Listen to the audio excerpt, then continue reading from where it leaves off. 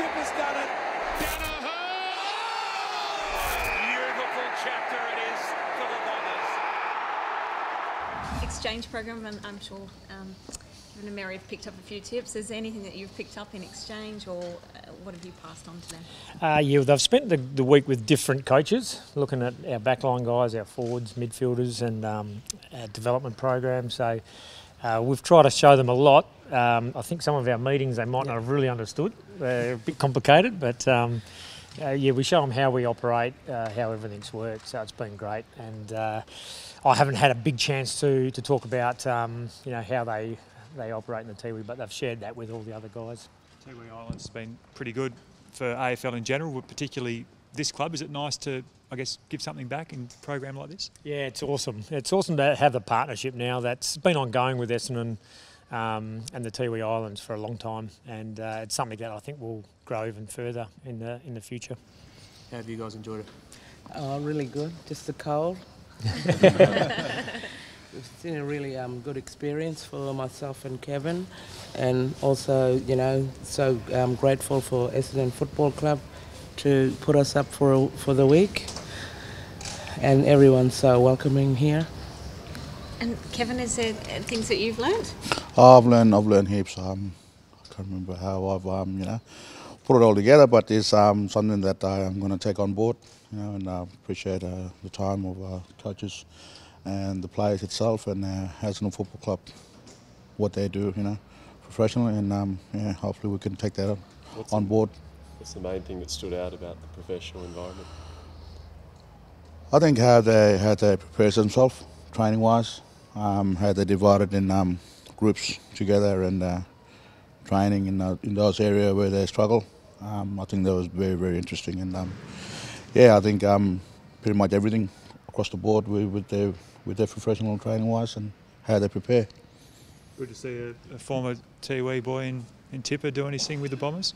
Oh yeah, we're very, very proud of Tipper for what he has done, and you know, we everyone is so proud of him for what he's doing now. You know, he's up there with among the best, and he's up there playing some good football this year. Obviously, last year he was struggling, but now he's up there. So yeah, we're so proud of him, and I'm sure everyone back on the island are in the same boat too as well. So yeah, it's great to be able to be here and to see him in person, and you know, give him a hug and spend some time with him, you know, and just have that chat with him. And yeah, we're so proud for what he's doing now. John, can you tell us about, I guess, what's happened with Matthew Lillenberger and the changes been forced there? Yeah, Matthew just basically had a bug illness early in the week, pretty much straight after the game, and was still pretty crook. I think last night was his first night where he felt a bit better. So that forced our hand, obviously, but we're got a very good ruckman in very good form, which is where we want the club to be at. Historically, the side sort of struggled after a couple of good wins to continue that sort of form. So going for 3 in a row for the first time in nearly 3 years. How important is it that you back up what's been a good fortnight? Well, it's what we're trying to instill in our group is playing with consistency week in, week out. We're not looking at a 3-week program. We're looking at an extensive, long-term plan to play at the same level. So it's one of the big things for the club this year is we're knocking over a few of those little milestones. You know, I learnt that we didn't have a great record at Etihad, and we've sort of fixed that completely, maybe. You know, obviously Anzac Day we hadn't had too many wins over the last 4 or 5 years. So yeah, those things are always there, but our focus is backing up the form that we've been building over the last month. How close do you think you are to settling on a best 22? Is that still very much a work in progress? Yeah, it is, yeah. You know, we lost, we've got a couple of players out with injury still, but we're learning a lot by the guys who are getting those opportunities as well. So, yeah, my guess is that in terms of building our best 22 for this year, it's probably a best 26 or 7. And then for long term, there's no use even guessing what your best 22 is, because with the draft and trades that happen, then that continually moves. I know you've had Michael Long here today. He spoke earlier in the week and said he sees some similarities with your group now to the Baby Bombers and wouldn't rule out a premiership. Good on him. Yeah. Yep. Do you dare to dream? That's what we're all here for, yeah. So that feels like it's a long, long way away for us. So if we can show the form we've displayed over the last couple of weeks consistently over the remainder of the year, I can't see why we can't be playing strong finals footy. But that's all dependent on the next 10 or so weeks. When was the last time you saw a season like this, and given how close it is? Yeah, I honestly can't really remember a season that has been so open and so close. I'm not sure where Port Adelaide's percentage ended up after last night, but that's pulling all the clubs back to percentages under 130%. This time of the year, normally there's 2 or 3 clubs that are still sitting well above that. So I think that really shows how close it is. Some of the stats I heard last night about teams coming from behind at half time, the number of times that's happened, it makes for a really exciting season. Your opponents this week have sort of been on the other side of that, losing some really close games. What are your thoughts about how they're travelling going into Saturday night? Yeah, well, they've probably had their disappointing game against Adelaide in Adelaide, but they're not alone there. Other than that, their form's been really strong. They got over the line in the early games and then have lost a couple of close ones, but they've been against good teams, so their form is really strong. So we're looking forward to stepping up into that. We're seeing the tagging role pop up a bit more this year. Do you think you'll run with Dustin Martin at all, considering how strong he was last time against you with 43 tackles? Yeah, last year, excuse me, I think he might have got the Brownlow votes both times, but we're a different team now. So we're certainly aware of what their midfield brings with Cochin and Prestia and Martin and these guys, Caddy back in. So it's more around how we attack them as a team.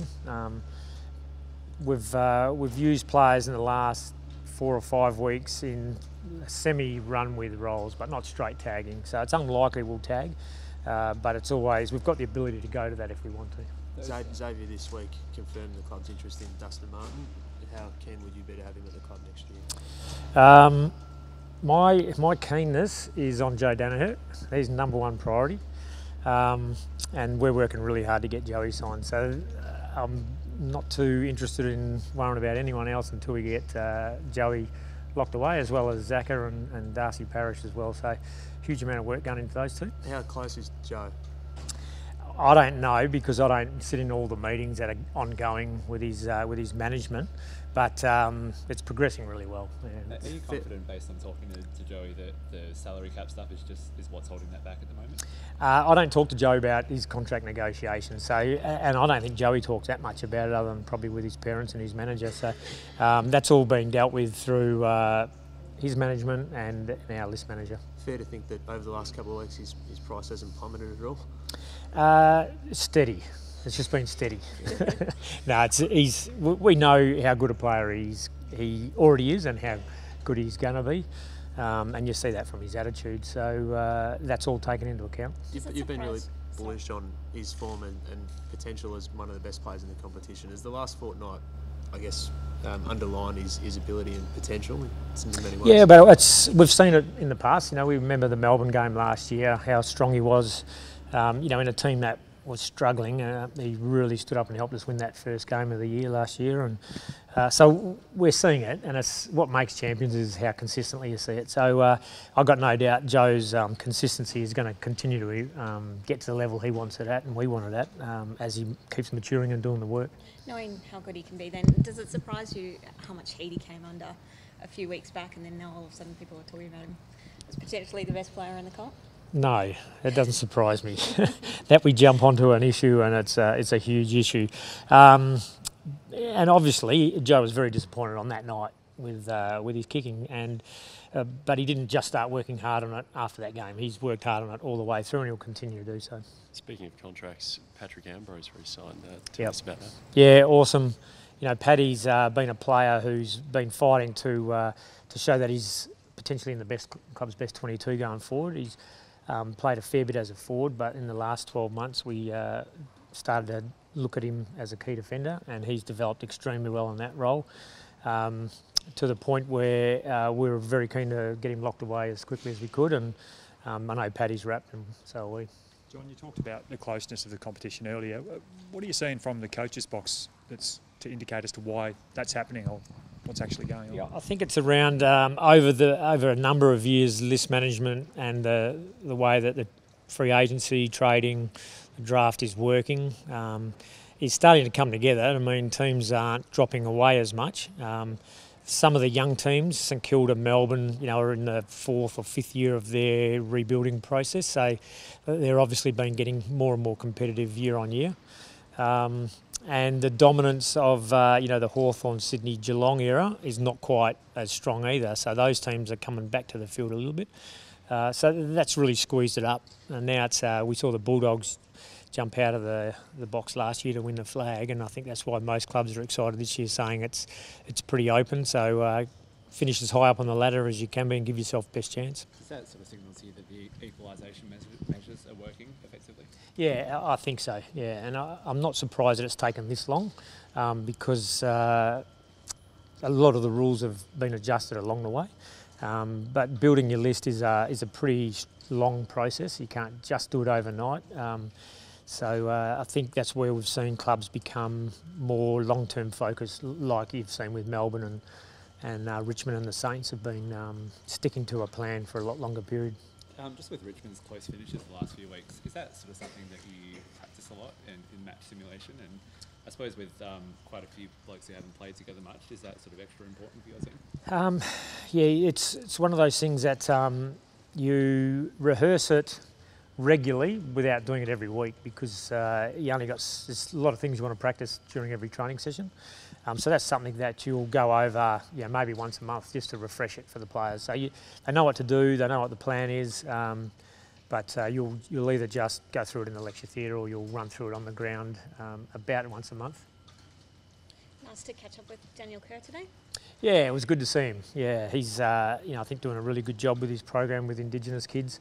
So we had a young Indigenous boy from Wickham here. I knew he was coming. I'd actually forgotten he was here, so it was good to see him.